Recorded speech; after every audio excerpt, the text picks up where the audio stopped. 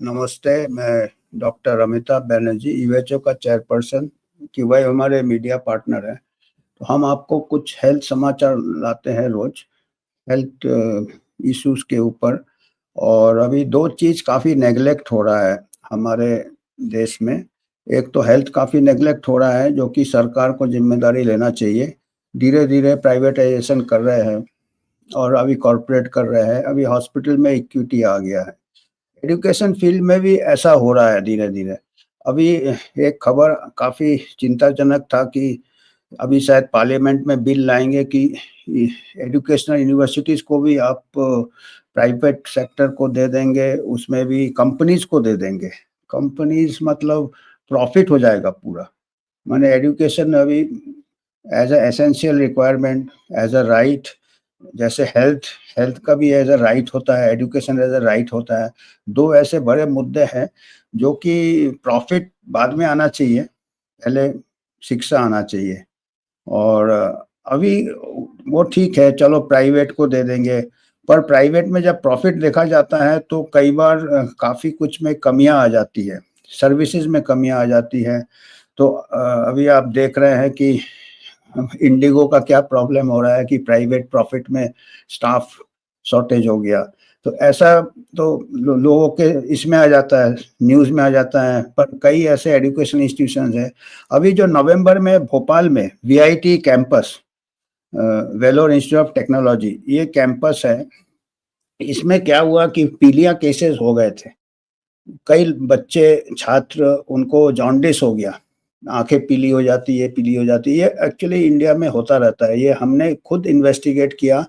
Army recruiting centres में भी outbreaks हो चुके हैं। आज से बहुत साल पहले हमने किया था, 2002 को करीब 265 केसेस हो गए थे। उसको ठीक से जांच करना चाहिए। पर इसमें क्या है कि अभी जो रिपोर्ट्स आ रहे हैं भोपाल से नवंबर में, कि कई केसेस हुए थे पीलिया के। स्टूडेंट्स ने जब शिकायत की तो मैनेजमेंट में उन्हें उसको दबाने की कोशिश की, और ऐसे कुछ खबर है कि काफ़ी बच्चे पीड़ित हो गए थे। और ये जब महामारी होता है, जो आउटब्रेक होता है, बहुत अगर पानी के सप्लाई में, खाने के सप्लाई में अगर कुछ दूषित पानी आ जाए, कंटेमिनेशन आ जाए। हमने खुद इन्वेस्टिगेशन किया था, हमारा पेपर अभी हम बताएंगे आपको। करीब 200 के ज़्यादा केसेस होना कोई ज़्यादा बड़ी बात नहीं है, क्योंकि हमारे यहाँ काफ़ी हाइजीन सैनिटेशन का हमेशा प्रॉब्लम रहा। तो ये कवर अप करने की कोशिश की थी, देखिए जो जो और इसमें क्या है कि अभी ठीक से कोई रिपोर्ट नहीं आ रहा था कि किस टाइप का पीलिया है। अगर उन्होंने तो स्टूडेंट्स बोलते हैं कि 200 के ऊपर हुए थे, पर मैनेजमेंट बोलता है कि 30-35 केस हुए थे। 30-35 केस भी अगर एक महीने में होते हैं तो बहुत ज़्यादा होते हैं। इसका मतलब है कि कोई एक सोर्स में कंटेमिनेशन हो गया है।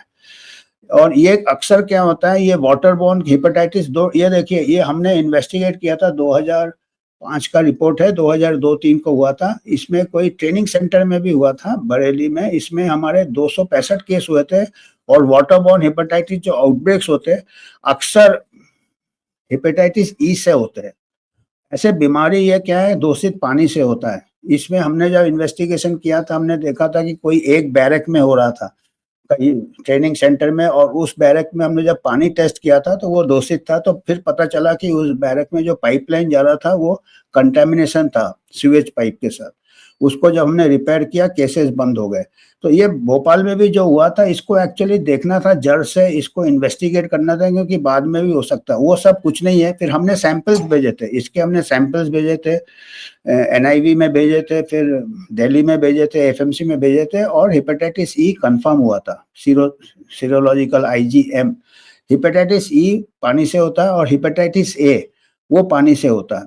और अक्सर जो ऐसे 18, 19, 20, 22 साल के बच्चों को, कॉलेज गोइंग बच्चे को होता है, वो हेपेटाइटिस ई आउटब्रेक्स होते हैं। हमारे कंट्री में कई बार हो चुके हैं।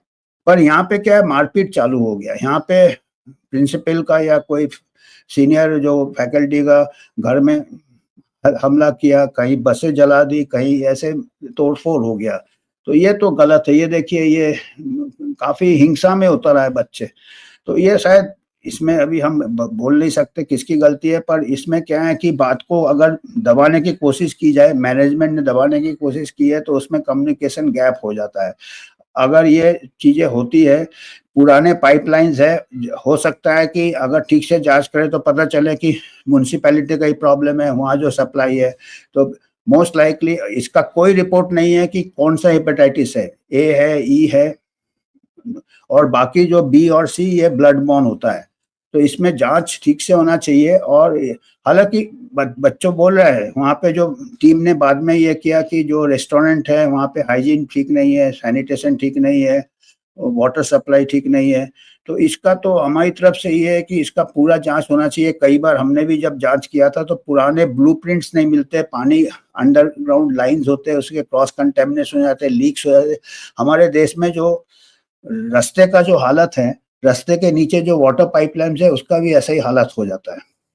तो ये हमेशा ये एक टाइम बम रहता है, ये ऐसे आउटब्रेक्स कहीं भी हो सकते हैं। हमारे आर्मी सेंटर में हो सकते हैं, जहाँ पे इतना अच्छा हाइजीन सैनिटेशन है। खाली अंदर का ही हाइजीन सैनिटेशन नहीं है, म्युनिसिपल से पानी आता है, वहाँ पे क्या पाइप का कंडीशन है, ये कंडीशन है। और हमने जब वहाँ पे किया था उस टाइम, आज से 25 साल पहले भी 20-20, 30-30 साल पुराने पाइपलाइन्स है, उसके रिपेयर नहीं होते। रोड के तो आप हालत देख रहे हैं, रोड के नीचे पाइपलाइन का भी प्रॉब्लम है।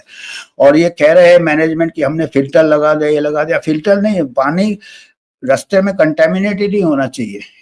मल से अगर क्रॉस कंटैमिनेशन हो जाए तो hepatitis C outbreak, water borne disease के आउटब्रेक्स, अब ये हमारा मेजर मुद्दा अभी चल रहा है। और ये दोनों, इस जो ऐसा जो आउटब्रेक हुआ हेपेटाइटिस सी का, ये दोनों चीज़ को ऊपर लाता है कि हमारा फेलिंग एजुकेशन सिस्टम, कि वहाँ पे मैनेजमेंट उसको कवर अप कर रहे हैं, स्टूडेंट टीचर में कम्युनिकेशन नहीं है। अगर होता है तो शुरू से ही जाँच करते, शुरू से ही उसको करते तो इतने केसेस शायद ज़्यादा नहीं होते। अगर वाटर कंड अभी भी कोई रिपोर्ट नहीं है ठीक से जाँच हुआ कि नहीं, वो होने से होना चाहिए। वो पता चला कि इतना वातावरण इतना खराब हो गया था कि कॉलेज 30 नवंबर तक बंद कर दिया। उसके बाद हेल्थ ऑफिसर को अंदर नहीं आने दिया कैंपस में, तो जाँच कैसे होगा? तो ये एक मुद्दा है कि हमारा एजुकेशन इंस्टीट्यूशंस का प्रॉफिट मोटिव में जा रहा है। दूसरा मुद्दा है कि हमारा हेल्थ नेग्लेक्ट है। एजुकेशन इंस्टीट्यूशन में ऐसे पीलिया का आउटब्रेक हो रहा है, तो इसका मतलब, और ये नहीं है कि एजुकेशन, क्योंकि वाटर सप्लाई म्युनिसिपैलिटी से आता है, वहाँ का पूरा पूरा एंड टू एंड पूरा जाँच होना चाहिए। और ये वाटर बॉर्न डिजीज़ है। इस टाइप के जो आउटब्रेक होते हैं, इकट्ठे इतने केसेस हो गए, यूजुअली कॉमन सोर्स आउटब्रेक से होता है, वाटर बॉर्न होता है।